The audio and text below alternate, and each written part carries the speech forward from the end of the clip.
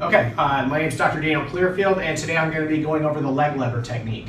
So this is a technique that I invented to kind of come up with a better way to be able to work on the thoracolumbar dysfunction, or trying to do soft tissue, muscle energy, and even HVLA on posterior ribs.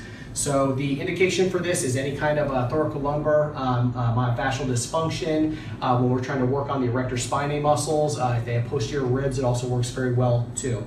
So we have conventionally learned how to just do some soft tissue, just trying to work on the thoracic and lumbar musculature.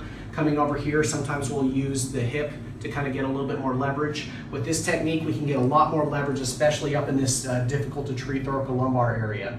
I'm going to have the patient go ahead and put their knees together and bend their legs up. And then what I'm trying to do is create an arc so that my hand is at the peak of the arc. And so I'm going to bend his legs over here until I feel that I'm at the peak of that arc.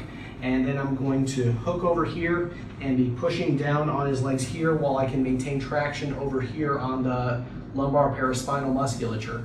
And so I can use it just to purely do some soft tissue by having a long lever and a short lever here. I can use it for muscle energy. I can ask him to push his legs back towards the middle of the table, so go ahead and push in that direction towards me there. And that helps him activate those erector spinae muscles and relax. And then I can take him a little bit further. And if I have a posterior rib, I can take my thenar eminence and I can put it right over that posterior rib, and I can go ahead and do a little thrusting technique to be able to articulate that as well. And typically the higher up you go, and I would say this technique works well to approximately the T5, T6 range, and then it's too difficult to be able to get enough of an arc at that level. The lower that you are, the less of an arc that you need. And I always double check with my patients to make sure that this does not bother their hips, their knees, their ankles as I'm doing it. Make sure it's a comfortable technique to be able to perform. But it's definitely a versatile technique. You can do it on several different types of surfaces. I find that doing it on a wrestling mat works fine on the ground.